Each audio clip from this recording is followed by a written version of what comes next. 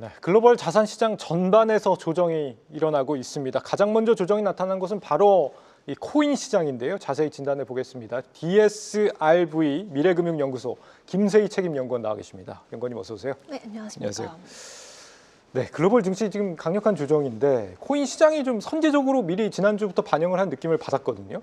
이게 약간 시장이 선행한다고 봐야 될지 어떻게 보셨어요? 사실 이제 일부에서는 코인 시장이 좀 선반영했다, 그리고 그러한 양상을 보인다라고 하는 의견들도 있는데요. 네. 그러니까 저희 의견은 조금 다른 거는 조정 국면이 사실상 이미 있는데 자체적인 조정 국면에서 현재 여러 가지 뭐 매크로 변수들 혹은 글로벌 증시 약세 이런 흐름들이 사실상 영향이 더해져서 전반적으로 위험 회피 자산이 이제 굉장히 떨어지는 양상을 보인 것 같다라는 의견이고요. 네. 현재까지는 이제 아무래도 위험 회피 자산으로서 좀 테스트를 받고 있기 때문에 뭐 예를 들어서 자체적인 리스크가 없다라고 하면 나스닥 같은 경우에는 한 0.7 정도의 어떤 상환 계수를 보이고 있거든요. 예. 그래서 그만큼 연결고리는 강하지만 코인 시장이 좀 선반영했다라고 보기까지는 아직까지는 명확하지 않은 것 같고요. 다만 이제 자금 이탈이 굉장히 좀 빠르게 일어날 수 있는 시장이다 보니 그렇게 보여줄 수는 있을 것 같습니다. 예, 아직까지는 뭐 안전자산보다는 위험자산으로 맞습니다. 인식이 되고 있다. 그 코인에 대한 정체성이 아직도 좀 헷갈립니다. 시장이 지금 불안해지면서 달러가 강세를 보이는 반면에 이런 뭐 달러의 대체제로 인식돼 왔던 이런 코인이라든지 아니면 금 동시에 지금 조정을 받고 있단 말이죠. 네. 미국의 산업과 금융이 굉장히 불안하다고 하는데 오히려 달러가 강세를 보인다. 이 현상은 어떻게 해석을 해야 되나요? 저는 현재 이제 지금 강달러 현상 같은 경우에는 미국이 안전해서라기보다는 예를 들면 달러 유동성의 희소성 자체가 높아지면서 나타나는 현상이라고 바라보고 있는데요. 네. 이제 사실 뭐 금이나 비트코인 같은 경우에도 약간의 일부는 뭐 혹은 일부 국가나 특정 구간에서는 인플레이션 해지 자산이지 사실상 단기적인 어떤 유동성 리스크 해지 자산으로서 저는 기능하고 있지는 않기 때문에 발생할 수 있는 거라고 생각을 하고 있고요. 만약에 돈이 빠르게 빠져나갈 때는 사실상 금 혹은 뭐 코인 시장 같은 경우에는 더욱 더 빠르게 나타날 수 있다라고 생각을 하고 있고요. 금과 예를 들면은 달러 같은 경우에는 좀 단기적인 어떤 현금으로부터의 피난처라고 생각을 하고 있고 예. 금과 코인은 좀 장기적인 대안이다라고 저는 생각을 하기 때문에 현재 시점에서는 이제 당연히 어떤 리스크 얘기가 나왔을 때는 달러 강세, 그리고 그 이후에는 뭐 약간 안정화가 됐을 때는 뭐 일부 코인 같은 경우는 회귀가 되지만 어느 정도 유동성이 전제되어 있는 상황에서만 또 가능한 것 같습니다. 네. 지금 암호화폐는 뭐 10월에는 무조건 오른다는 게 정설이었다라고 하는데 지금 7년 만에 그게 무너졌다라고 해서 뭐 레드 옥토버다 이런 표현도 등장했다고 합니다. 이번 조정을 단기 약세로 보시는지 아니면 좀 추세적인 변화라고 보고 계신지 궁금해요. 암호화폐 시장에서. 네.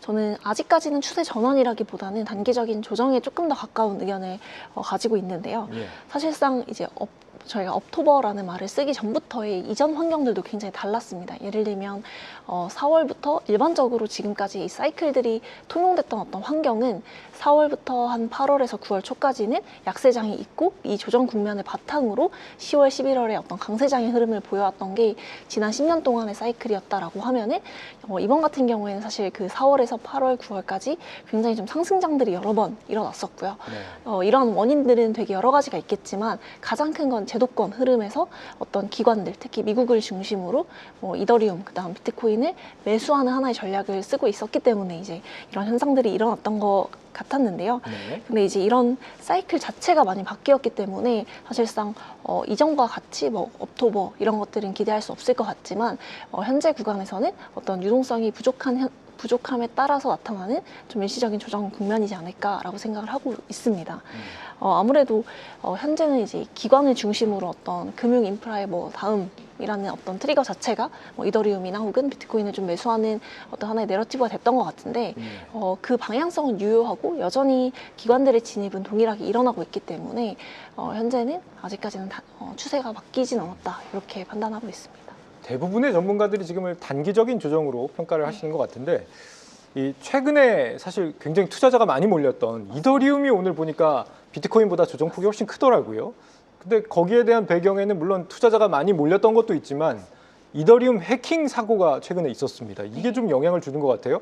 이 암호화폐라는 게 원래 해킹이 가능한 구조가 아니지 않습니까? 네, 이거 정확하게 좀 정정을 하자면 네. 이더리움이 해킹된 게 아니라 이더리움 기반의 디파이가 해킹이 된 거고요. 네. 이거를 조금 더 이제 좀 쉽게 설명을 드리면 저희가 앱을 다운받을 때 iOS나 혹은 안드로이드 같은 데에서 이제 OS 체제가 운영 체제가 있잖아요. 이제 네. 그런 부분이 어떻게 보면 이더리움이 같은 역할들을 한다라고 했을 때 그 위에 있는 하나의 앱이 이제 해킹을 당했다라고 보는 게 정확한 표현일 것 같고요.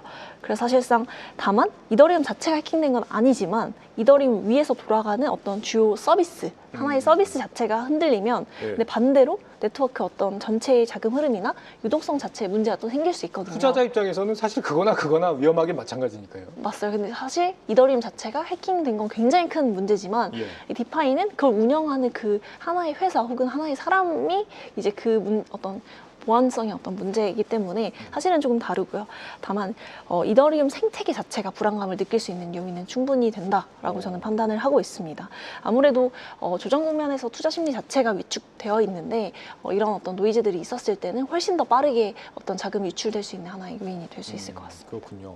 지금 이런 조정장에서 프라이버시 코인이 나홀로 강세를 보이면서 주목을 네. 받고 있다고 하는데 이 프라이버시 코인이 뭐고 네. 이렇게 배울 게 많습니까? 네. 어째서 이렇게 프라이버시 코인은 또 버텨주는 건지 궁금하기도 하고요. 저는 이건 다 일종의 노이즈라고 생각을 하는데요. 예. 크게 어떤 이게 또 다른 개념이냐 하면 전혀 아니고요. 다만 이제 코인 시장 같은 경우 워낙 변동성이나 혹은 유동성들이 중요한 시장이기 때문에 이런 내러티브의 흐름이 굉장히 있는데요. 저희도 주식 시장 같은 경우에도 보면 어떤 테마로 오르는 이건 테마 종목이야 라고 하는 것처럼 사실상 최근 해킹 이슈들도 너무 많고요. 혹은 제도권으로 들어가면서 어떤 반대로 보안이 굉장히 중요해졌다. 그리고 이걸 어떻게 관리할 거냐에 대한 어떤 시선이 쏠리면서 하나의 테마를 새롭게 좀 만드는 것 같은데요.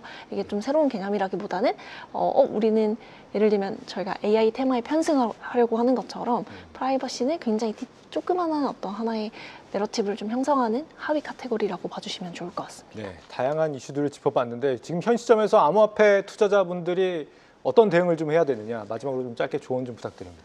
네, 저 또한 이제 10월에 이렇게 큰 조정 국면을 맞을 거라는 생각을 못했기 때문에 예. 이제 굉장히 진부한 이야기일 수 있지만 사실 현물 외에 중장기적으로 가져갈 수 있는 전략 외에는 단기적으로 어떻게 뭔가 하는 전략들 레버리지를 많이 쓰거나 혹은 단기적인 어떤 전략을 가져가는 게 굉장히 리스크가 많은 구간인 것 같다 이런 생각이 들고 있고요.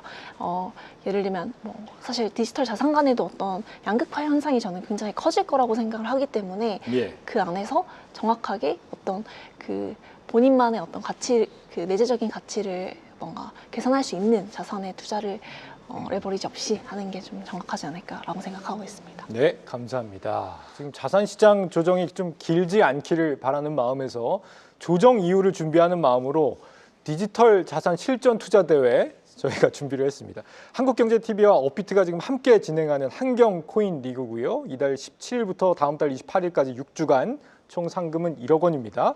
업비트 회원이면 누구나 참여할 수 있고요. 이참에 새로 가입하시면은 업비트에서 3만 원 상당 비트코인을 주는 이벤트도 있다. 많은 참여 바라겠습니다. 네, 오늘 말씀은 여기까지 듣도록 하겠습니다. 말씀 잘 들었습니다. 네, 감사합니다.